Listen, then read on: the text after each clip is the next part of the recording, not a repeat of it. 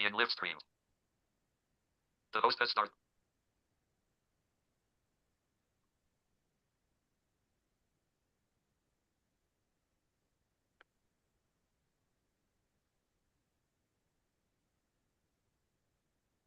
Okay, I think we're now live, Chair. Okay, that's great. Thank you very much.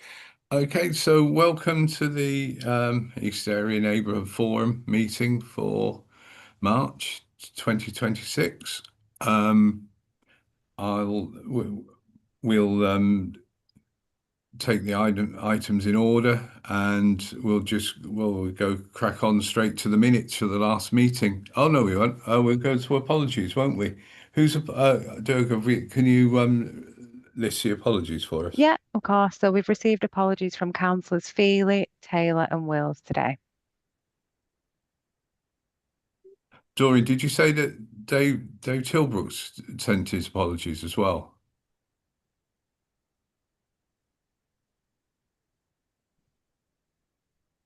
He's on mute, I think, Adrian. What, I am? No, I am. Oh. The head has totally gone. After a planning meeting like that, I can't get anything together. Yes, Dave gave his apologies. Right. And I think that's everybody accounted for. So item 2 was the minutes from the meeting of the 18th of June 2025. It's that long ago that probably if anybody can remember them or has hopefully read them, I just think we should move them as a correct record and move on. Is everybody happy with that? Yeah, I'll second that. Okay, that's good. Item 3 is chair's announcements. Well, I haven't really got very many actually. It's just to sort of just to say that obviously because the 2 previous meetings were cancelled, it's made sort of any continuity very difficult. I'll say no more than that really. And obviously one of the items on the agenda is the future structure of these meetings, so we'll be taking that forward anyway. But I noted in the minutes that we talked about that at some point in June, I think. So anyway, so without further ado, should we go to item 4, and which is the evolving neighbourhood forum approach? And are you presenting that, Amy? I am, thank you, Chair. Right. Okay. Do you want to introduce yourself? And because I think some people know you, some won't. Yeah, certainly. Thank you. Evening, everyone. I'm Amy Fox. I'm Assistant Director of Policy, Strategy and Change. So I think I've met most of you, but it's nice to see you for those that I haven't. So this paper, it's been circulated with the agenda. There's, as the chair said, really, it's a discussion and an input item really around evolving neighbourhood forums and thinking about reflecting on where we're at the moment and how we take them forward. So the paper has recommendations in to discuss and reflect the current operating model and think about the proposed short-term actions in terms of that evolution with a longer-term ambition for the development of the forums. It would be great, also a recommendation around providing views on suggested groupings. So currently obviously operating to a north, south, east, west footprint, thinking about how do we try to bring something, a different model, bring in more of the flavour of the 9 towns through as we deliver. And I'll talk to that a little bit in a minute. And then the third recommendation is to agree to promote the funding opportunities, which is in front of us right now with the Pride in Place Impact Fund and the alignment of that through the promotion through these forums and other community opportunities. So I'll sort of whiz through the content of the paper and then obviously open it up for conversation. I think, as the chair mentioned, really, there's something around how we frame this, building on the cabinet and communities. And one round of neighbourhood forum meetings, the reason for the cancellation was because we were doing the cabinet and communities conversations, where we took the entire cabinet out. We went round all 9 towns and had those conversations with people. So I think in place, and I think the important thing really for taking this forward is really thinking about what did we learn from that and what was really positive, what worked well, and how do we progress this model based on that. So what we're suggesting is a sort of evolution of the existing neighbourhood forums over the next 12 months, implementing some immediate short-term actions with whatever the revised model will be, and then some longer-term changes that will take a bit more working through the next municipal year, ready for March 27. So I think contextually as well, it's important to note there is impending national legislation. So the English Devolution and Community Empowerment Bill will require us to establish neighbourhood areas. As yet, that bill is undefined in the details. So again, we expect that piece of legislation to come through in the next 12 months. So it ties in quite nicely with us proposing almost like a transitional year, and gives us the ability to then, through the year, review what is coming through from the national framework. What do we need to bend or reflect in terms of our local model. So I think in terms of where we're at the moment and the ambition for the neighbourhood forums, it's really important, you know, we recognise the role and the importance of being able to engage with communities in place. And the idea would be that the evolution of the forums give us an enhanced mechanism for that effective engagement and involvement with communities. When we've been reviewing how did cabinet and community go, how do these current forums operate, it's understanding really how do we then move forward with an agenda that really talks to people, and how do we ensure that there is a kind of clear agendaed forward plan for the year. So this is the activity then, the information that from a kind of corporate or whole organisation and borough perspective that we would want to forward plan and bring through these meetings, but also ensuring that any new forums have an agenda slot for local issues. So it's really about what matters in place. How do we ensure that we've got that sort of line of sight of things that are really local issues, and have the space to do that in these meetings moving forward. At 3.4 in the report is the short-term actions we're proposing. So I say we are suggesting a transitional year. Things do take time to change, but I think there are things that absolutely we commit to and we can move forward with quite quickly. So the idea would be that we would moving from neighbourhood forums and establish them as community forums structured around 9 towns.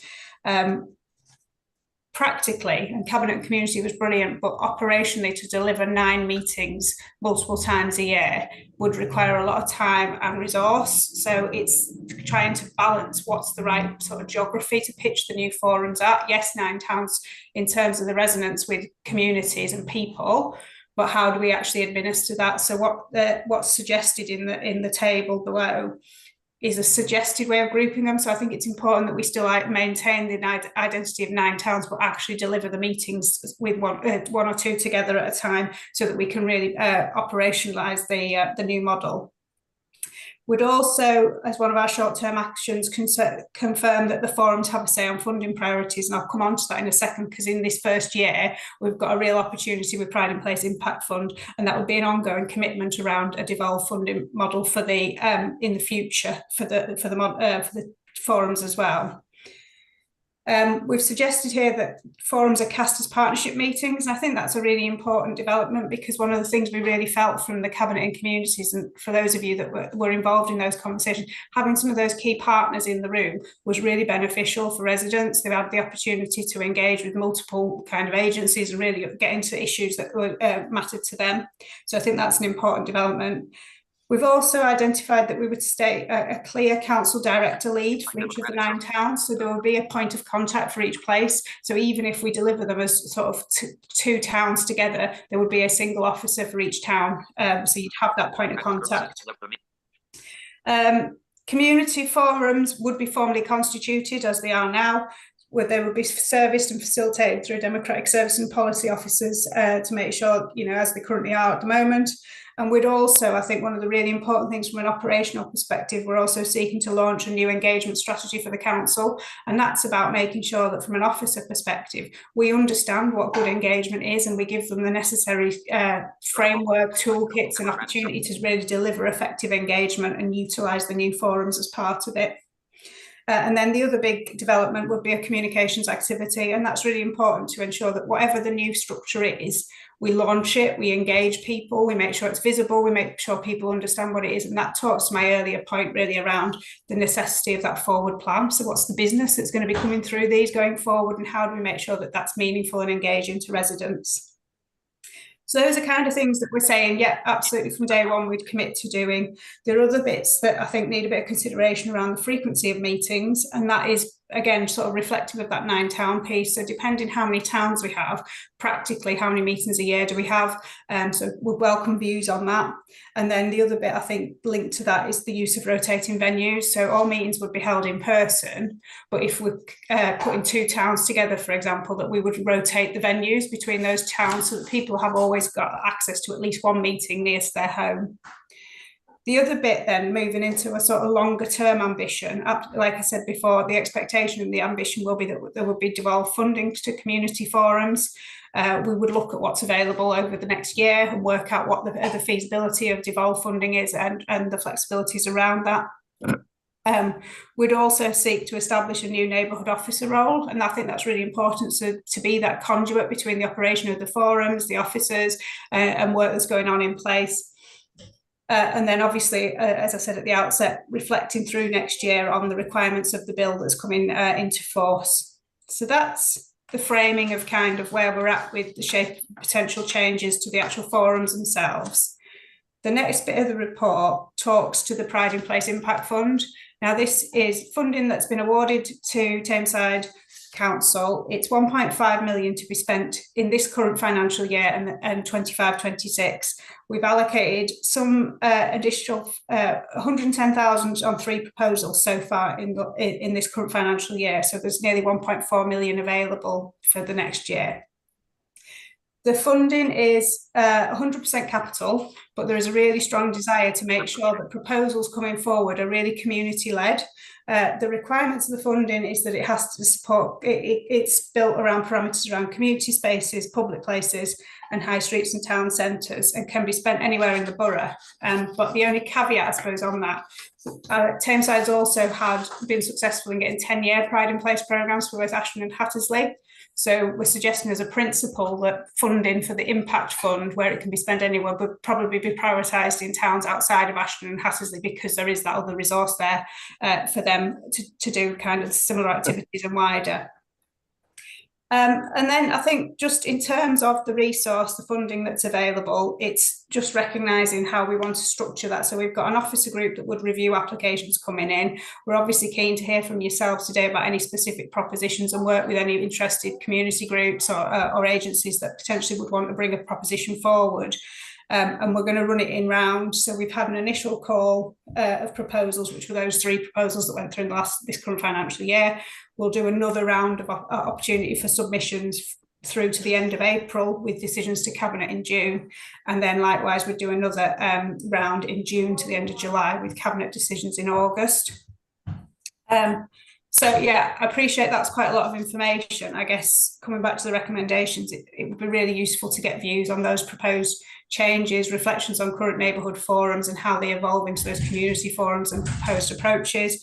And then, yeah, the second half around the opportunity with the Pride in Place Impact Fund in this year, so that we can try to get some good community applications received and get through the process and allocate the resource within the next financial year. So I'll pause for breath there, Chair. Thank you. Okay. So I think we had a pre-meeting where Amy sort of went through this with the chairs of the various area forums. So Amy would be aware of some of the points I've raised. So I think rather than me sort of wittering on, it'd be useful for people on the call now to in the meeting to express their views, so that we got a full range of views on on this paper. So, does anybody want to kick us off? How do you put your hand up? I don't know either. Just shout, Rory. I'll shout after Doreen then. Okay. Yeah, this is the first time I've heard about this neighbourhood forums changing, and I mean I knew it was, but I hadn't had seen a report like this. What's worrying me slightly, just listening in at the moment, is people haven't been mentioned, and I thought neighbourhood forums were for people to come and talk about what they wanted. Yeah, and I think that's why. So some of the basic principles we're saying around the evolution of them, absolutely they would be in person. Absolutely they would be connected to people in their towns. And that's why we're saying ideally we would use the 9-town model. I think in practical terms, delivering 9 meetings multiple times a year would just be so resource intensive. Yeah, creates a problem.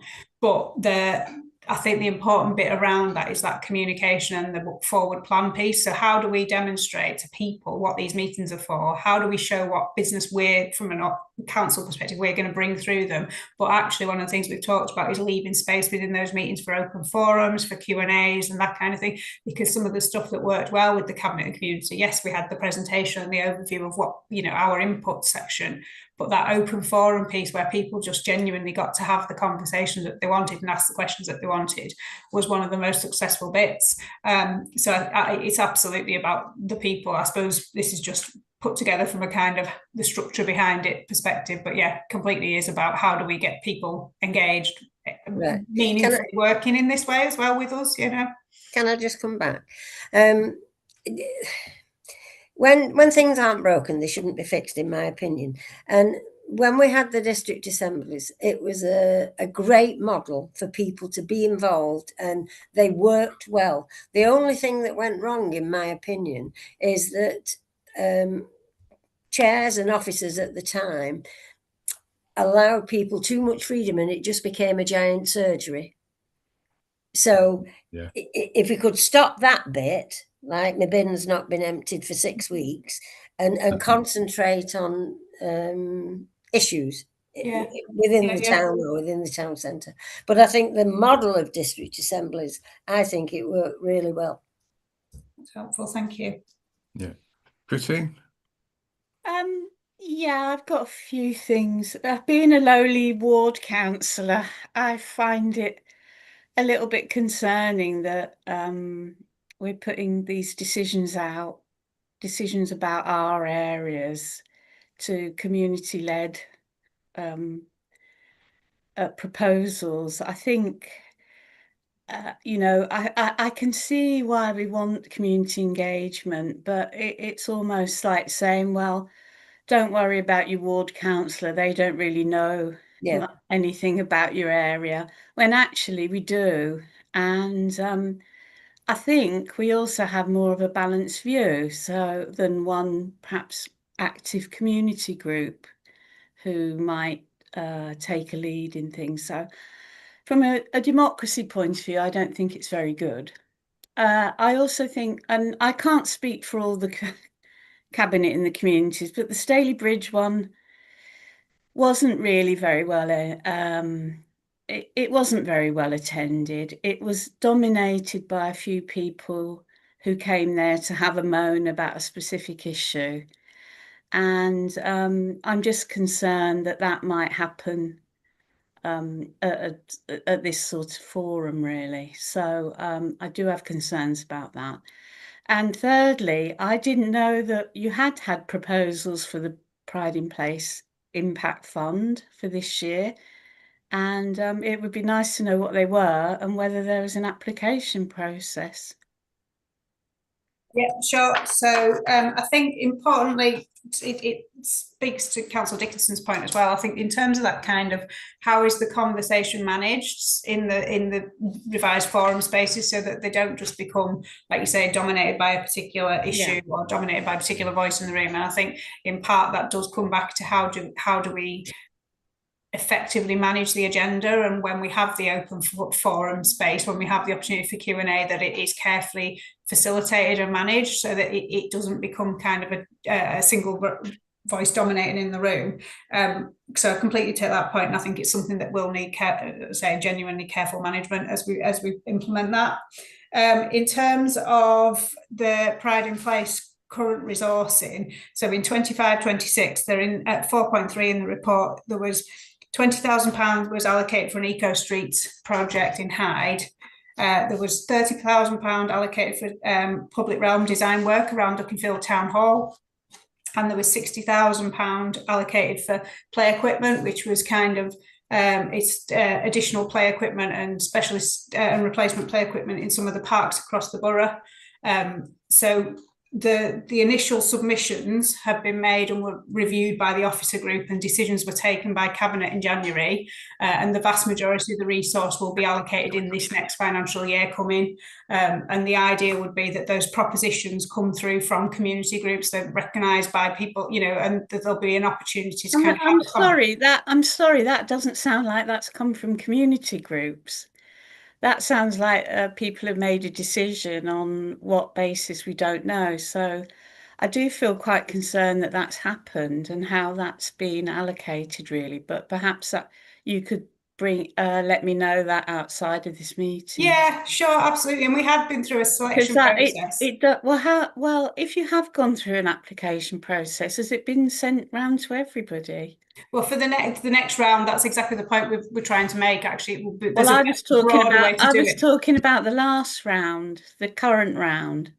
Yeah, so we have had, it was publicised at the time the money was received, and we have received things in from community groups through that round, but they're not, they haven't got sufficient detail and stuff at the moment to assess them. So the ones that progressed with those, but the next round, what we're anticipating is far more community involvement, and in part that's why we're coming around these neighbourhood.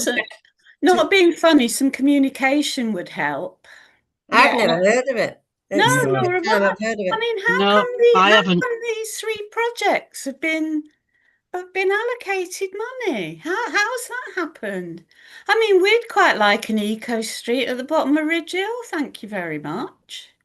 Yeah, and I'm sorry. I just find you come and talk to us like this, yet half of it's been decided. It's you know.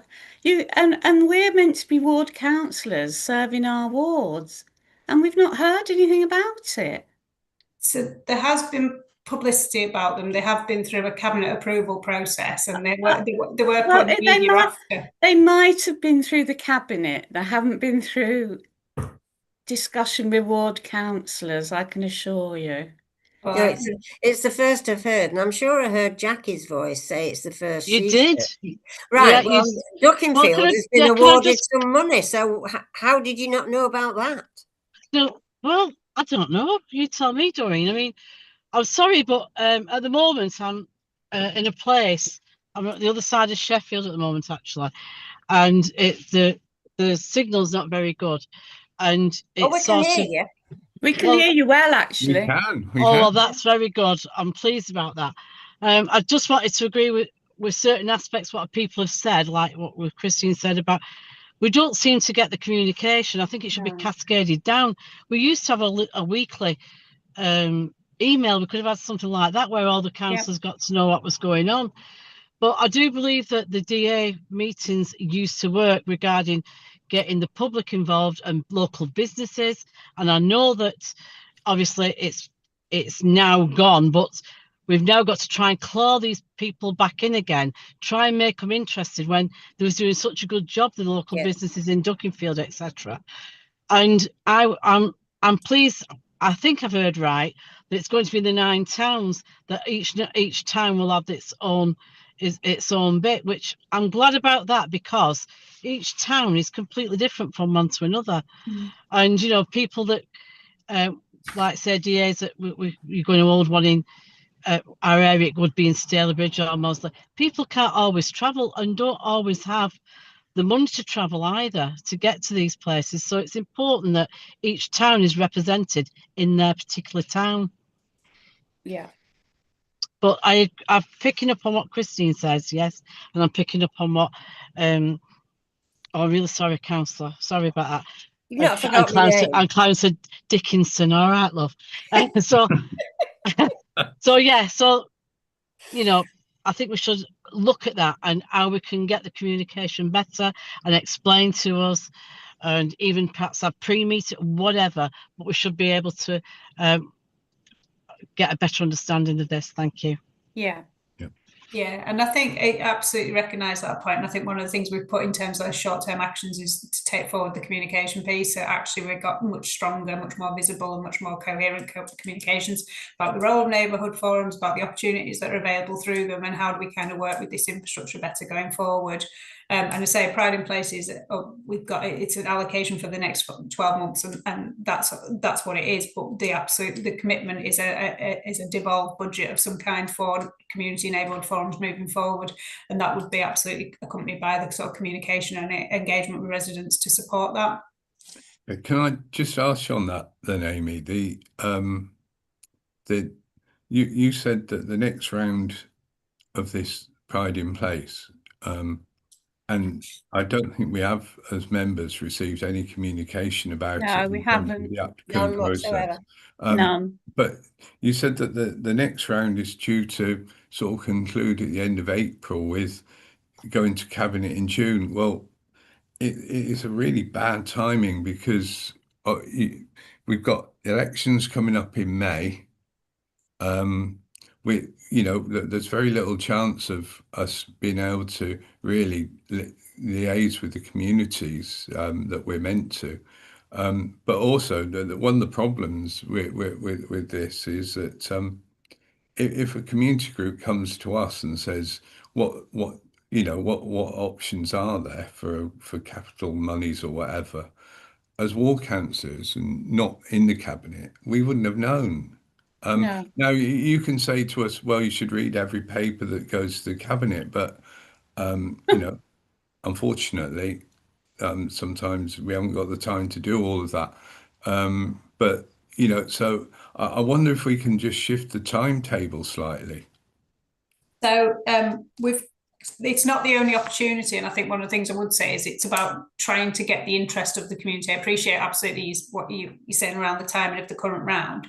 It gives us an opportunity because we've got some community submissions already in, and we're having some conversations, particularly interest from some of the MPs' offices where people have raised it with them directly as well. So we're having some of those conversations about potential propositions. Would be interested in obviously more community groups coming forward and interest, and if you know of things that might need doing, point them in our direction. It's almost like we've got time to work up propositions with the community groups, and I think we've then said we'll have a further round which takes us through to the end of July. So we're more than happy to continue to work with people through that timescale to the end of July to receive those propositions. Realistically, this money has to be spent within this year. We have to have the commitment by the end of the next financial year, or it will be clawed back. So that's why we're trying to move things as quickly as is possible. It doesn't mean all the activity has to be delivered, but the resource has to be committed, and we have to be confident that's deliverable. So that's why the timescale sort of pushes into it's trying to move things quite quickly at the front end of this financial year. I think the problem is, though, and I'll let other people come in, is that on the one hand, you're saying let's promote the area forums and let's use this as a vehicle for doing it. Yeah, it's not even being used. On the other hand, we're not using it. No, so we're not using it. I don't see the logic there. And to be honest, I can't. I just feel. I just wonder what role as local councillors we have in this. You don't even seem to acknowledge that at all, really. I don't really understand. I think this is that engagement. I think this is the opportunity for you to engage with us about your ideas, your propositions, your people from your neighbourhoods, your residents that kind of. I don't think that was. I think the idea was to sort out an evolution of a local neighbourhood forum. I don't think it was for you to come and tell us that this money is available and it's already been committed, really. I think. Well, there's nearly 1.4 million that isn't committed. Well, if I could say something, I think you need to go back and have a look at how you're communicating this with local councillors, and how you see that there's a way that we can even give some sort of decision making or recommendation to go to cabinet, because otherwise there's absolutely no point in this. Because absolutely, if you're not taking our views on board, or our knowledge of our local communities, then, you know, frankly, you might as well just take it to cabinet. Over to every. But I think this is what this is. So this is the opportunity to take your views on board and to try to hear from you, and through that timeline. Well, I feel you're sort of telling us what you're going to do. Sorry, I don't think it's much of a consultation. Well, I can't tell you what we're doing with the Pride in Place funding because it's not committed. So we can start the process for assigning it, but I can't tell you what it's committed to. Amy, I don't think that's the problem. I think the problem is the lack of communication. You've just said when you were speaking, if you can get communities engaged and whatever, and point them in our direction. I don't know. I now know who you are. I've not met you before. I don't know where I would send these people. The communication is that bad. I haven't a clue. Well, I wouldn't know what to tell them. I wouldn't know what it is to tell them. No, well, that's what I'm trying to say. We need to start at the very basics of who runs what and where we go. And if it's useful, we can give you additional information. And I don't want additional. I want information. Yeah. I haven't had any. Yeah, so would it be useful for us to do a kind of overview briefing and make sure that that's circulated to all board members? Yes. Well, I think we'd want some involvement in it, wouldn't we? Yes, we would. Isn't that what we're supposed to be here for, a neighbourhood forum? Yes. I think that we'd want some involvement in how it was going to be implemented and decided, surely. Yeah, and we'd absolutely be seeking your support for propositions coming forward through that process, absolutely.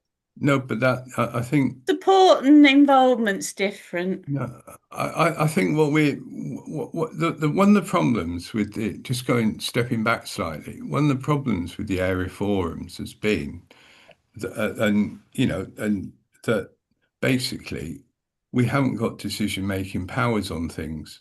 Yeah. And this sounds like another example where we won't have decision-making powers. And I think it was one of the points I raised with Amy with you when we met as chairs, that it's really important that to engage people, you need to have a good reason for them to turn up and want to be engaged.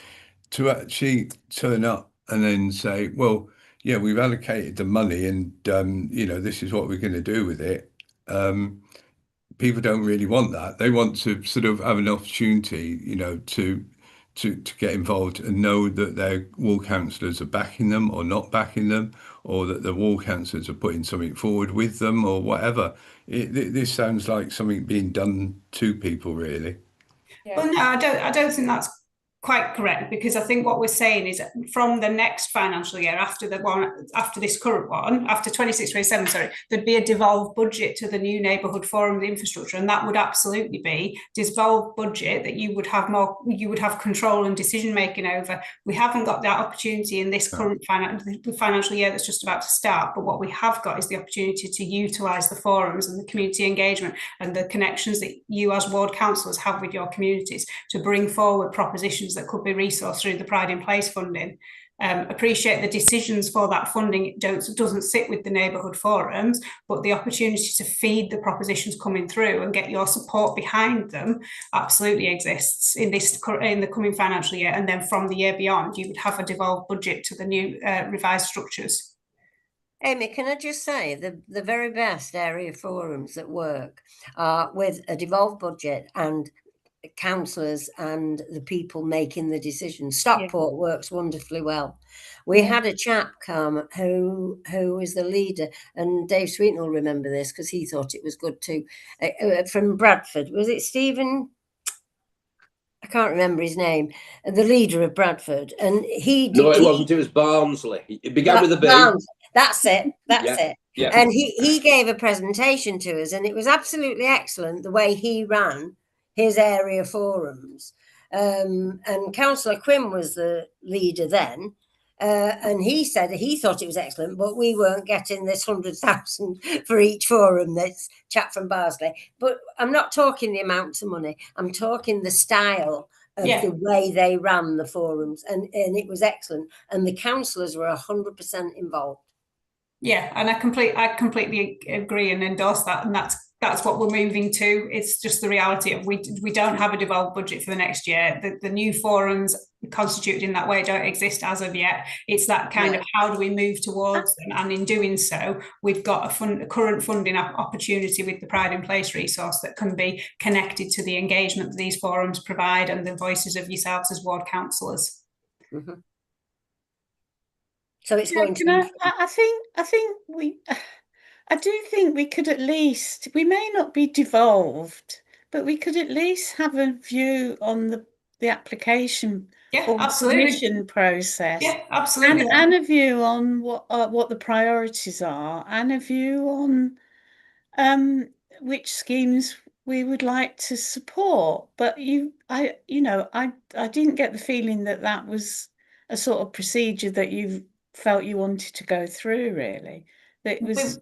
I know your propositions back. That's not a problem. We, as part of the decision making, there would be. I think what would work well is the support of ward councillors to the propositions that are coming forward. So actually dialogue in developing the propositions that come forward. The officer group would then review propositions to make sure they fit with the eligibility criteria, the deliverability, all the expectations from MHC or G and wider to make sure it would be a proposition that can go forward. And then the recommendations would go to cabinet and they would make decisions based on that. So there's absolutely opportunity. And my intention would be that the development of those propositions is completely collegiate and working together through them so that we know where the strength of feeling is. So this is only for this year, for this money this year? Yeah, this money is only available till the end of 26-27, and if we don't allocate it, it gets clawed back to central. Okay, so then we'd have a new system. Yes, then there'd be a devolved budget from 27-28. Right, okay. Chair, it still seems to me that it's the officers making the decisions and then the cabinet approving them, really. Yeah, sorry, I can't. It's for this year, Christine, I think. Well, even for this year, yeah. But if you're happy with that, fine. I don't think I am. No, I'm not. I didn't say I was happy. I mean, I'm sorry. I think it just seems like that's what you're proposing, and so it's going to be like most things. We're not going to have any say in it whatsoever. Yeah, I think that the timetabling, as I said, the timetabling just doesn't work in terms of the area forums. It's a, I'm sure it's a sort of, it's a way of trying to engage the area forums, and you could do it if you shifted the timetable around a bit, but you don't seem to want to do that. But I think as members, we should really have that. Even in 26, 27, I think we should have a say on the prioritising what projects go forward and for further assessment. And I don't think it's rocket science to make that happen, really. I have no objections to that at all, and it's not the officers making the decision. Just so you say, we have to facilitate a process. To be absolutely clear, we will not be making decisions on this resource. We will be reviewing them to ensure they're in line with the requirements of the funding. But yeah, I mean, I see what you're saying. Sounds like you already have. But you're saying you're going to be making decisions by the end of April. I mean, yeah. But that won't involve the area forums, will it? No, what we're saying is we would like the next round of submissions by the end of April so that we can review them and think about how they progress. But the opportunities to provide submissions goes right through to the end of July. So there's plenty of opportunity for the development of proposals. And actually, if stuff's coming forward that hasn't got the detail required, that we can work with people to provide that and to create a submission that meets the criteria and can do what is required of the resource within the timing. And then that would be the thing that goes through for development. There's absolute opportunity throughout that timeline to engage with yourselves, either as the forum or ward councillors. Yeah, I think they're going to curtail the conversation because I think we're going around. Yeah, I think it's I think it's very poor. Yeah, I mean, I think the problem is that what you're proposing is something even more bureaucratic than we've got at the moment, to be honest with you, with the cart going before the horse a bit, but never mind. So are there other aspects of this paper that people want to comment on? Could I say something? Yes, of course you can. Just a couple of points. I've not had visibility of this either, which as I'm sitting here, I'm finding very, very disappointing, I've got to be honest, given the backstory to this. Who makes who makes the recommendation to cabinet, and how does that work? What's that model? Who's making the decisions to put them into cabinet? So there's an officer group which is chaired by the Section 151 officer with representation from across thematic areas, and ourselves as policy team facilitating that process to review the submissions that will come in against the criteria set by government, and make sure that the applications are something that can be deliverable, meet the criteria of things that we'll also be looking at distribution to make sure we get a spread across the borough so that people benefit from the resource that's coming in, and we would make recommendations based on that. And that is a set of recommendations, but absolutely, say, as I've described, the expectation would be that process of developing the application is much more involved. It's not just we'll sit and wait till something lands on our doorstep. We want to be able to work with people to support the development of really robust submissions. And I think, listening to everybody else, I think that's where one of the problems in this arises. The officer corps are doing one thing, and then the local councillors with the local knowledge that should be running in parallel aren't having the correct inputs here to shape that report that goes to cabinet. And I think that picks up Doreen's point, it picks up Adrian's point, it picks up Christine's point, the visibility of that. Now, I'll leave it there, but what I do want to say is, like Doreen says, and you know, I'm a big advocate for DAs. Do I understand why they went? Yes, of course I do, because they were costing the council too much. We could not maintain that at the level we were doing. However, the lessons we learned from that need to be taken forward, and it falls in with all the cabinets in the community events. They were only rocking up because they were hearing about things that were happening in their particular area. And that has to be maintained.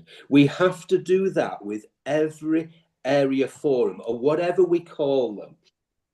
We have to have specific agenda items. People want to know about regeneration. People want to know about school performances. People want to know about crime and disorder. These are absolutely statutory on every agenda. And if there's something that's going on, we bring a report. If it was Adrian, let's say, that was producing this report, he would bring a report saying that there's going to be money spent on this. And then the next area forum, he would bring an update to how that money's been spent and what the outcomes are, so that everybody is very clear and that timeline is clear and people can follow it. Yeah. Otherwise, people aren't going to keep coming, because it's just going to be us talking at them rather than telling them things that they can understand. And then in the Q&A sessions at the end, potentially at the end of each item agenda, they give to us. Yeah. Yeah. Yeah, no, it's very well put, that, Dave. I think, we've got to be very clear about how the decision-making process works its way through the system. Otherwise, people will get disillusioned with it very quickly. And if we learn anything from 26, 27 before these things evolve with a in the long term, I think we should try and learn a few of those lessons, really. Chair, I do think as an area forum, I would like that seriously to go back, because I'm very concerned about the lack of local involvement of local councillors. I think we all are, Christine. Yeah, I think it should go back. So I would like that to come from I think we all agree on that.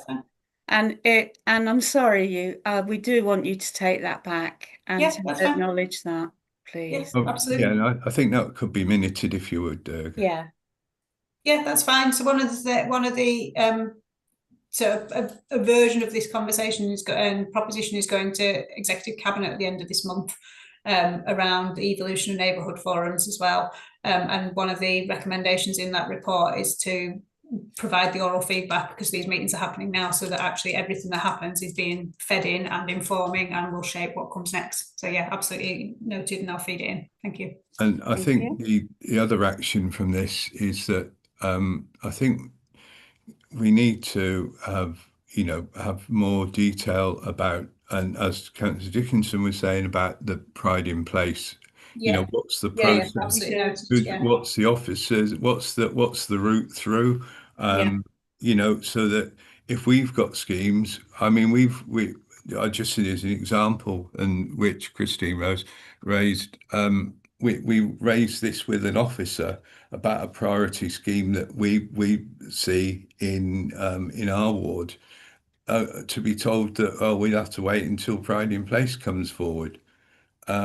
You know, if we'd have known that there was a process for pushing this forward, we'd have pushed it forward. It's clearly not, you know, there's been the communication is pretty dreadful, really. Right, so on that note, are we done and dusted with this item? Does anybody else want to say anything else? Chair, I just want to confirm that we've not received any questions from the public on this item. Oh, thanks, Sturger. I'd forgotten about that. Yeah. Okay. Again, it's all too much today, isn't it? With just before we move on to the next item as well, Chair, I just want to check. Would you like to continue in the discussion form that we've been doing so far? Would you like to go to raising hands? Because I can just direct everyone to how to raise their hand. How happy do you think some of the shrinking violets let's say? No, it's just if you'd prefer. It's just if you'd prefer that. Just so everybody knows, it's just on React, and if the React button's not there, you just click on more, and then the React will be there. If there's people shouting too loudly and you're not getting heard and can't get through, well, stick your do what Durga said. You go to the React button or whatever. So thanks for that, Durga, for reminding me. So now I've got to remember where my agenda's gone. Item 5, I think. Yeah, we're item 5, aren't we? Which is the which is that's right, the borough strategy. So again, this, you know, again, it raises the issue around generalized items which are borough-wide, which this is certainly not an item which I'd like to see coming at future area forums where there's just engagement when we're trying to engage local people, because it's far too wide and far too sort of all-encompassing. So anyway, who's presenting on this one? Before somebody takes us through the report, can I just say initially, looking at the report, we've just been talking about the non-involvement of councillors. And this says, developing a Tameside Borough strategy, a shared framework for collaboration and partnership working, public services, voluntary and community organisations, businesses and residents working together, improving outcomes for people and places and making best use of collective resources, rising to meet the challenge we face as a borough. The working group. There isn't one councillor on the working group. Reflecting on feedback and views received, multi-agency working group to develop the draft strategy. Who has picked this working group? Where has all this come from? Working group reviewed the data and evidence to inform strategy priorities. Oh, I didn't even know there was a working group. Consider the role and uniqueness of our 9 towns. Consider the strategic content, our role and fit with Greater Manchester strategy and existing and planned developments within Tameside. Working on the draft. I knew none of that. And I cannot accept we have a working group without one elected member on it. None of these people, I mean, even a council officer, you can say, sorry, you've got that wrong. These people aren't answerable to anybody. I think it's outrageous. So, well, it's a very good introduction. There's a bit of a theme here, isn't there? It's a very good introduction by Councillor Dickinson there. So are you presenting this as well, Amy? Yeah, I am. Good luck. Thank you. Yeah, thanks. So the borough strategy is a strategic document for the whole of Tameside working in partnership, and I think it's really important to say it's not just a council document. It's a cross-sector, cross-agency working piece. The working group that was put together was a broad cross-representation of the sectors and the agencies involved in what will be that sort of strategic partnership to lead the delivery of the strategy once it's developed. The group was put together following a large multi-agency stakeholder event.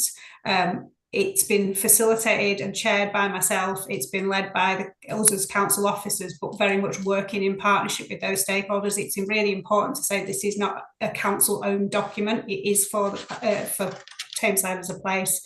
So the work that we've undertaken has absolutely been around that strategic framing and the shared priorities and what matters for Tameside moving forward. The importance. Do you not think a councillor should be on it? They've as much input in as any businessman or the lead for Tameside College or whatever. A councillor knows as much, not in the fields they're in, no, but in our own fields we do. I think to not have any elected member on is shocking. I'm not saying it should be all councillors. I'm saying we should have one on. So I wouldn't normally expect a councillor to be involved in an operational working group like this. I think the engagement comes around the shared priorities, the understanding of what matters to you as members and engaging you as members, which, you know, is in part what this dialogue is this evening and the ongoing conversation. I think it's more around making sure that we get the right strategic framework and the right priorities and shared ambition for place. And how we take that forward. So I wouldn't normally expect to see a councillor on a similar working group as this for developing a strategy. But how are these people? I just don't get it. I mean, we answer to the public all the time, every single day. So these people, these professional people, are going to make a strategy that it may work, it may not, but the public will come to us. They won't go to those people. Yeah, and I think it's therefore important that we all understand what the role of the strategy is, what the shared priorities are, and how absolutely all of our individual roles are in supporting its achievement. It's not about, you know, what these individuals that have been involved in facilitating the development of the draft. It's about what do we do with it and how do we work together differently to deliver against it, and absolutely recognise, you know, people will come to yourself as councillors to express their views or their challenges or their issues, and it's about, well, how does this kind of strategic document and the framework that it provides for us as a place working together respond to some of that and be able to provide answers that weren't previously there, or different ways of working that can provide better outcomes for our residents. So the borough strategic draft, our shared vision, Tameside together, a great place for all. I've had no input whatsoever. This is a draft and it's for engagement, so absolutely more than happy to take views on the content and the way it's, you know, what's in here at the moment. The idea is that we're engaging now based on this draft. So yeah, we've got to put something together so that we can get views. If we go out with a blank sheet, we won't be able to facilitate a conversation that then develops a detailed strategy. Yeah, I mean, I think the problem is that, you know, for something as big as this, I think it would be helpful if there was a, you know, we've had a multiplicity of training scheme, training evenings and goodness knows what, and we've had, you know, you could organise sort of a day when we discuss this strategy. Yeah, more than happy to do that, absolutely. But but the point is, why don't these things come first, and then we can build on that in terms of, you know, that say, for instance, you know, I'm talking hypothetically, I suppose now, but at that day we could have said, well, we think Joe Bloggs ought to be involved. He's sort of, you know, he's a knowledge of this or that or the other. This seems very imposed again, I'm afraid. This is the working draft to support that engagement. So if there are people and mechanisms by which we need to now develop this, absolutely, this isn't going forward. This won't be signed off till July. So we've got time to do that. This piece of work to get us to this point has been to get something down. So we've got that framework. So we've got something that we can actually work with and talk to people about. From my experience of developing sort of broader place-based strategies previously, until something's down on paper, it's quite hard to have the more detailed conversation for people to meaningfully engage with what do we mean by that? Well, if we're proposing this as an articulation of priorities, does it resonate for me? Does it make sense? So we've now got time. This is the reason for doing this at this point, is to give that time for that engagement. People that need to be, you know, if we need to come around and do presentations, if we need to have conversations, if we need to sit down with a draft and have, you know, just receive the feedback. That's what the next few months is about. Well, I suggest you go forward and, you know, go back and put a programme together of engaging members in this process, because I don't know, can I have other people's views on Councillor Dickinson? We've obviously heard your view on it, and but I'd be really interested to know what other members' views were about the sort of level of engagement and how people want to be engaged, really, in this process. I think there's a theme, really, that we're being done to rather than being involved. And yeah, it's not great. I mean, like most of us, if someone's got a problem with Jigsaw, they come to us. They don't, you know, they don't go to they don't have access to the chief exec bloke, woman, do they? They come to us. They want to know, you know, they want to know why they're not being able to get a Jigsaw property where they live, and those sorts of things. And it's almost like there's this view that we've got nothing to say or nothing to contribute, and it's pretty poor, really, isn't it? So just to come back on that, I think one of the important things to flag is the cabinet and community events were structured around the early engagement and the beginning of the process and the establishment of the need for a borough strategy. So for each of those events, each session opened with the ambition for having a shared borough strategy, and then went into conversations with both councillors and residents that were in attendance to say, and what matters to you in your place? What's your ambition for place? What kind of issues do we need to be responding to? So that intelligence and that engagement that took place to inform how we take this forward was what shaped what the working draft is at the moment. I take your point, but at the Staley Bridge one, there was less than 30 people there. So are you saying that those 30 people, you're going on the basis of what Staley Bridge thinks, on the basis of 30 people? Well, we're going on that, and what the evidence tells us is the data intelligence, what the evidence tells us we need, plus the additional engagement we did through things like the Equalities Forum, plus the engagement we did around things like the engagement network. So building that understanding so that the strategy can respond. Fine. Yeah. Chair. I come in, Chair? Sorry, I can't lift my hand up. Yeah. I can't find it. I don't know where it's gone. I chair the Tameside Equalities Together, the forum, and a great presentation on this strategy was put forward, and there were a few ward members attending that, sort of, you know, councillors, etc. And we had a great debate and discussion, and recommendations were made which were taken back towards this strategy. Now, I know not all councillors attend that, and not all councillors attend all the other forums that this has gone to. And Amy, I wonder whether, when we do these strategies or whenever we involve the public, to go to ward members first and ensure that they're either invited to those public forums where this conversation is going to take place, or there's a separate conversation before it goes to the public, the residents. Absolutely. No, I think that makes perfect sense, Taff, in terms of, but it's got to be councillors first. At the end of the day, I know it's a strange concept to some officers, but we're elected, and it means something to me, and I think it means something to all of us as ward councillors, that we are elected at the end of the day. And if I go out for a pint on a Friday night and they don't like something out in the community, they tell me. They don't, you know, they're not going to give you a bell, Amy, and sort of have a chat with you about it. You know, that is the difference, I think. And I think that's why we're feeling a bit aggrieved.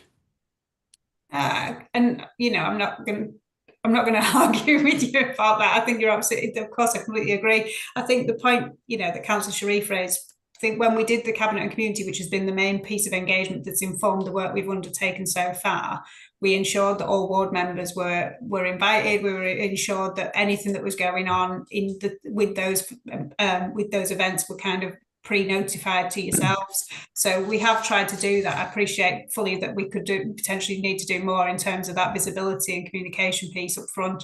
And one of the things, before we move on to the next item around the council plan, just for awareness, we are going to be putting an all-member briefing session in around the draft council plan as well. So that one is coming through, and obviously in terms of the borough strategy, which the slides relate to, more than happy to have a further conversation through this engagement period over the next couple of months. Well, no, I think that would be. I think we'd welcome that. I think we'd welcome that as a sort of member engagement on the first, as a first point of, a first stop, really. Because what I would say about is the cabinet and the community meetings. It was, there was obviously, to actually say to you, how do you want your town to look or something like that? It's all very well, but it's very superficial, really. I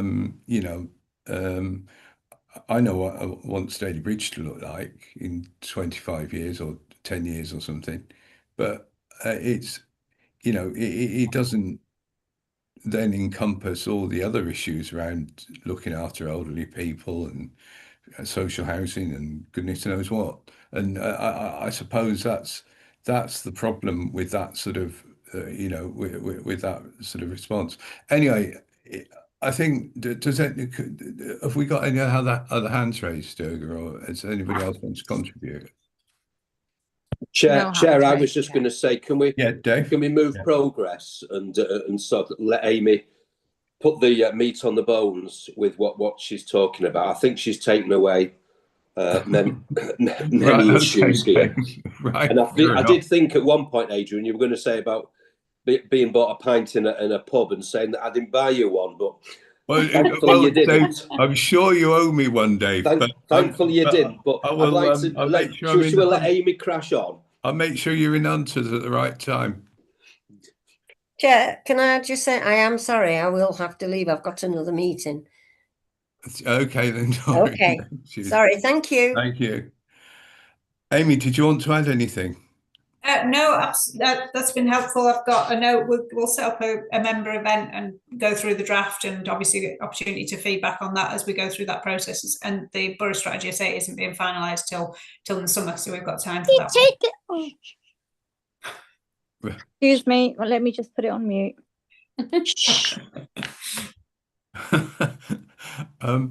Okay, so right, item 6, where we are, item 6, aren't we? Sorry, it's been a long day. Yeah, item 6. Is this you again, Amy? Tom was going to lead this just to mix it up a bit, so I'll chip in as required as well. Thank you. Amy gargles with some salt water while she rests her voice. Hi everybody, I'm Tom Horton, Policy and Scrutiny Service Manager. Been working on a lot of these proposals with Amy. So with regards to the council plan, I don't know if you've had a chance to look at it, but it's the council's new 5-year plan, setting out the organisation's priorities and how we're contributing to the delivery of the borough strategy. So it's being pulled together using the same evidence that Amy's described, the cabinet and community sessions, data, and all the rest of it. So lots and lots of conversations. So it shares the overarching vision with the borough strategy, Tameside Together, great place for all. And obviously where the borough strategy is that sort of partnership plan, this is the council's plan. And so it seeks to describe how the strategic partnership applies and how the council applies its work to that. So it talks about that same people, place and prosperity and how we contribute to that. And then highlights some successes we've had in recent years, again, under those 3 people, place, prosperity banners, before looking to identify some headline priorities for the 5-year lifetime of the plan. And that's broken down by directorate. Again, it's a very sort of strategic document, so not every activity is in there, but just the sort of key headline proposals that drive the work programs underneath. So, you know, as we described, there's the comprehensive evidence base that we've used, and, you know, the data has informed the content. But in terms of how we'll monitor, propose to monitor progress, there will be an annual year in review using a suite of success measures, which are also detailed in the plan. And then the second document that you see there is sort of behind that is the annual business plan. And that builds on this theme of performance by and monitoring by setting out a sort of more detailed set of milestones. So I don't think you will have seen these in years gone by, certainly while I've been here. So normally these sort of internal documents within each directorate. So we've obviously decided to push them out more sort of publicly this time.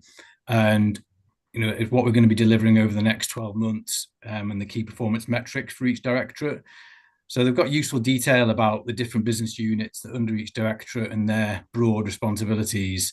The plan also sets out its role as that bridge between the borough strategy and the council plan up here, and then the team and individual plans, so that individuals can see their contribution to the team plan, to the directorate plan, and then also through to the council plan and the borough strategy.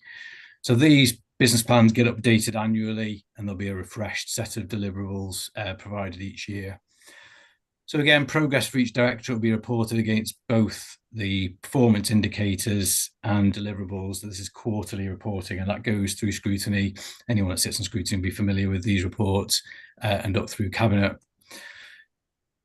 So yeah, sort of similar background to the development of these, of the council plan and the business plan, but yeah, obviously welcome comment. Right. Does anybody want to comment on this?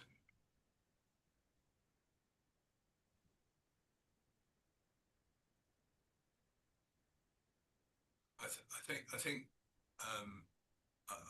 one comment I would make is that, you know, well, unfortunately, Tom, this is a really difficult sort of issue, sort of item for sort of the last thing on the agenda at the last meeting of the year for this sort of forum. It's sort of probably the, you know, in terms of getting any detailed, meaningful comment back to you, I think it's really difficult. And again, I think we'd have to stress that, you know, I think we just need to look at how we engage with ordinary members better so that we can get more engaged in this process.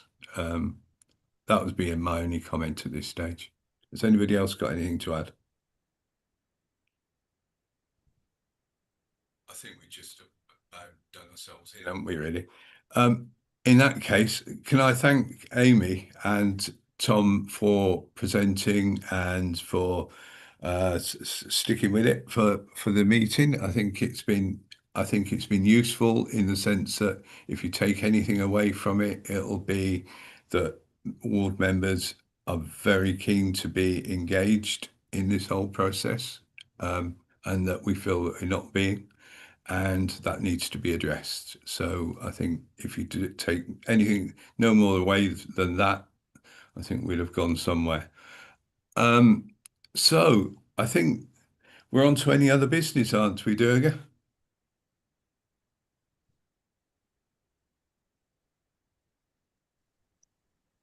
Hello? Nothing from me, Adrian. Sorry?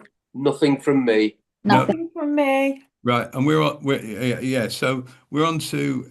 So we got any other business? So all it's left for me to say is, well, we'll see we may see in June. Who knows?